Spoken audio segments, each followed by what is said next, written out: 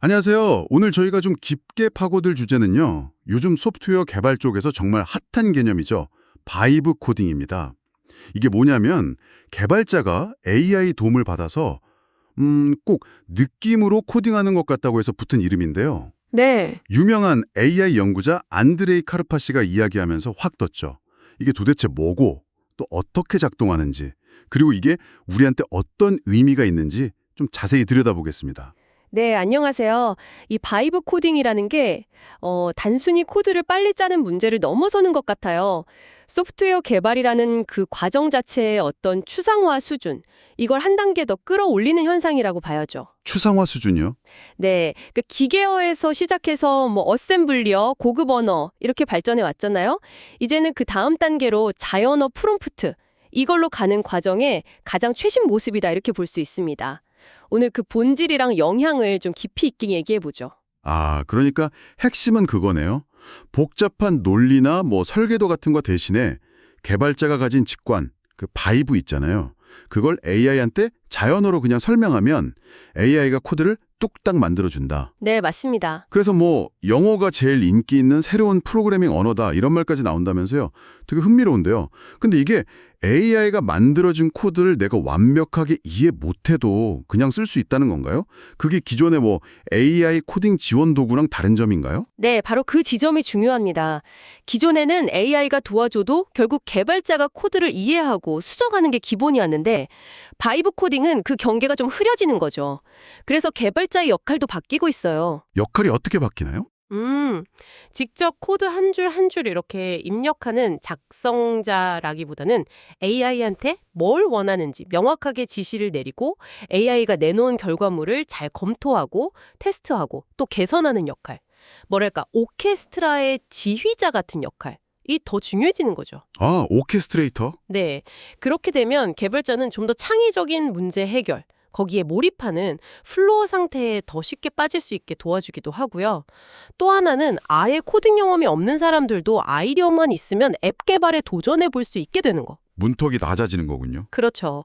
일종의 창작의 민주화라고 할까요? 그런 효과도 기대할 수 있습니다. 기술적으로 보면 그럼 오픈 AI의 GPT나 구글 제미니 같은 소위 말하는 거대 언어 모델, LLM, 이게 이 모든 걸 가능하게 하는 엔진이겠네요. 맞습니다.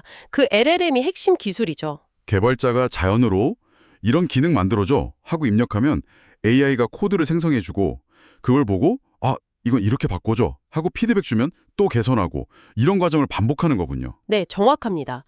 요즘 그래서 컬서 같은 편집기나 아니면 깃허브 코파일럿, 리플릿 이런 도구들 이야기가 많이 나오던데 이런 도구들이 바로 바이브 코딩을 가능하게 하는 주역들이라고 보면 될까요? 그렇습니다. 그런 도구들이 이제 바이브 코딩을 현실로 만들어주고 있는 거죠. 근데 여기서 중요한 게 있어요. 흔히 말하는 쓰레기를 넣으면 쓰레기가 나온다. 갈비지 인, 갈비지 아웃 원칙 있잖아요. 네네. 이게 AI 코딩에서는 훨씬 더 중요해집니다. AI한테서 내가 원하는 좋은 결과물을 얻으려면 프롬프트를 얼마나 잘 만드느냐, 이게 정말 결정적이에요. 명확하고 효과적인 프롬프트 작성이 새로운 핵심 역량이 되는 거죠. 아, 프롬프트 엔지니어링이 중요해지는 거군요. 그렇죠.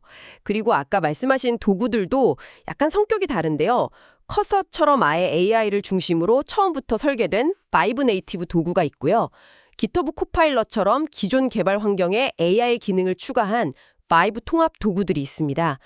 이 두 가지가 같이 발전하면서 개발자들에게 다양한 선택지를 주고 있는 거죠. 이게 실제로 얼마나 퍼져나가고 있나요? 아까 그 통계, Y 컴비네이터 스타트업의 25%가 코드의 95%를 AI로 생성했다는 거, 저는 이거 보고 정말 깜짝 놀랐거든요. 네, 그 통계가 상당히 충격적이긴 하죠. 그리고 뭐 전 세계 개발팀 97% 이상이 AI 코딩 도구를 한 번쯤은 써봤다거나 깃허브 코파일럿 사용자는 코딩 속도가 55%나 빨라졌다는 보고도 있고요. 이게 그냥 신기한 기술, 뭐 실험 단계를 넘어서 진짜 실제 업무에 쓰이고 있다는 거잖아요. 확실히 그렇게 봐야 합니다. 이제는 실험 단계를 넘어서 실제 생산성 향상 도구로 자리 잡고 있는 거죠. 그리고 또 흥미로운 지점은 이 바이브 코딩이랑 기존에 있던 로우 코드, 노코드 플랫폼들 있잖아요. 그 경계가 점점 흐려지고 있다는 거예요. 아, 그럴 수 있겠네요. 다들 코딩 부담을 줄여주니까. 네. 다만 바이브 코딩은 대부분의 경우에 편집 가능한 소스 코드를 직접 생성해 주기 때문에 개발자에게 좀 더 많은 제어권을 준다는 차이점은 있습니다. 그리고 또 하나 추세는 코파일럿 같은 범용 도구도 있지만 예를 들어 구글의 스티치처럼 UI 생성에 특화됐다거나 오로캡처럼 모바일 앱 빌딩에 특화된 도구들, 이런 식으로 특정 작업에 맞춰진 AI 도구들이 계속 나오고 있어요. 아, 전문 분야별로 도구가 나오는군요. 그렇죠. 그래서 개발자들이 자기 필요에 맞게 여러 AI 도구들을 조합해서 쓰는 뭐랄까 AI 툴킷을 스스로 구성하는 그런 모습으로 가고 있습니다. 장점은 역시 말씀하신 대로 속도겠네요. 프로토타입이나 MVP, 그러니까 최소 기능 제품 개발하는 시간을 정말 획기적으로 줄일 수 있겠어요. 네, 속도가 가장 큰 장점 중 하나죠. 그리고 코딩 잘 모르는 사람들도 아이디어만 있으면 앱 개발에 참여할 수 있게 되고 개발자들은 좀 단순 반복적인 코딩 작업에서 벗어나서 더 창의적인 문제 해결이나 새로운 아이디어 구현에 집중할 수 있다는 점도 굉장히 매력적인데요. 혹시 저희가 생각 못한 또 다른 기회 같은 것도 있을까요? 기회라면 아주 특화된 틈새 소프트웨어 시장에 열릴 가능성이 커 보입니다. 예를 들어 아주 소수의 사용자만을 위한 고도로 맞춤화된 앱 같은 거예요. 예전에는 개발 비용 때문에 만들기 어려웠는데 이제 AI 도움으로 비용이 낮아지니까 그런 시장이 가능해지는 거죠. 와, 정말 소수를 위한 맞춤 앱 시장. 흥미로운데요? 네. 하지만 뭐 장점만 있는 건 아니죠. 도전 과제도 분명히 있습니다. 어떤 문제들이 있을까요? 가장 우려되는 건 역시 AI가 생성한 코드의 품질 문제입니다. 이게 당장은 잘 돌아가는 것처럼 보여도 장기적으로 봤을 때 유지 보수가 어렵거나 예상치 못한 버그를 유발할 수 있는 그런 기술 부채를 쌓을 가능성이 있어요. 아, 기술 부채. 지금 편하자고 나중에 고생하는 거요? 그렇죠. 실제로 AI 코딩 도구를 썼더니 중복된 코드가 늘어나더라 라는 연구 결과도 있고요. 또 보안 취약점 문제도 무시할 수 없죠. AI가 만든 코드에 어떤 보안 허점이 숨어 있을지 모르니까요. 그리고 AI가 왜 이런 코드를 만들었는지 개발자도 이해하기 어려운 소위 블랙박스 문제도 있을 수 있겠네요. 디버깅하기 되게 까다로울 것 같은데요? 맞습니다. 블랙박스 문제도 있고 또 AI에 너무 의존하다 보면 개발자 본인의 코딩 실력이나 문제 해결 능력이 저하될 수 있다는 우려? 이것도 상당히 많이 제기되고 있습니다. 그렇겠네요. 그냥 AI가 시키는 대로만 하게 될 수도 있으니까. 네, 그래서 경험 많은 개발자들은 여전히 아무리 AI가 발전해도 인간 개발자의 감독 그리고 비판적인 사고 능력이 필수적이라고 강조합니다. 오히려 앞으로는 AI가 생성한 코드의 품질이나 보안을 전문적으로 검증하는 AI 코드 감사 같은 역할이 새로 중요해질 수도 있다고 봐요. 아, AI 코드 감사 전문가. 새로운 직업이네요. 그렇죠. 결국 AI는 도구일 뿐이고 이걸 어떻게 잘 활용하느냐가 관건인 거죠. 그럼 앞으로는 이게 어디까지 발전할까요?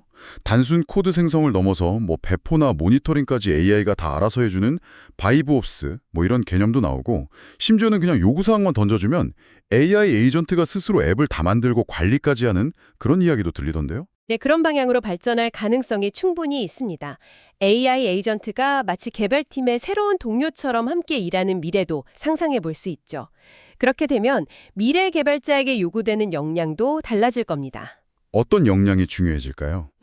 일단 AI와 효과적으로 소통하고 지시하는 능력, 이건 기본이 될 거고요.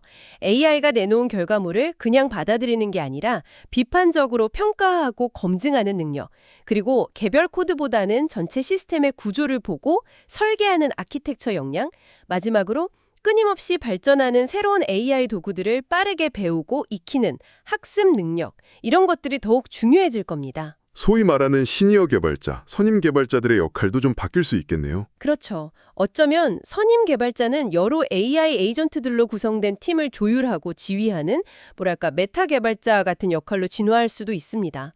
동시에 또 해결해야 할 과제도 있는데요. AI가 생성한 코드나 결과물에 대한 책임은 누가 질 것인가? 그리고 어떤 윤리적 기준을 적용할 것인가 하는 문제들에 대한 사회적 합의도 필요해질 겁니다. 오늘 쭉 이야기를 나눠보니까요. 이 바이브 코딩이라는 게 단순히 기술적인 유행을 넘어서서 정말 소프트웨어 개발의 어떤 패러다임 자체를 바꾸는 거대한 흐름이라는 생각이 드네요. 핵심은 AI를 뭐 경쟁 상대로 볼 게 아니라 인간의 창의성을 더 확장시켜주는 협력적인 파트너로 받아들이는 관점인 것 같습니다. 네, 정확하게 보셨습니다. 이 변화는 개발자 개인의 기술 스택뿐만 아니라 팀이 일하는 방식, 개발 프로세스 전체에 걸쳐서 아주 근본적인 재검토를 요구하고 있습니다. 이런 흐름에 우리가 어떻게 적극적으로 적응하고 새로운 기술들을 잘 연마해서 활용하느냐가 앞으로의 경쟁력을 결정짓는 중요한 요소가 될 거라고 생각합니다.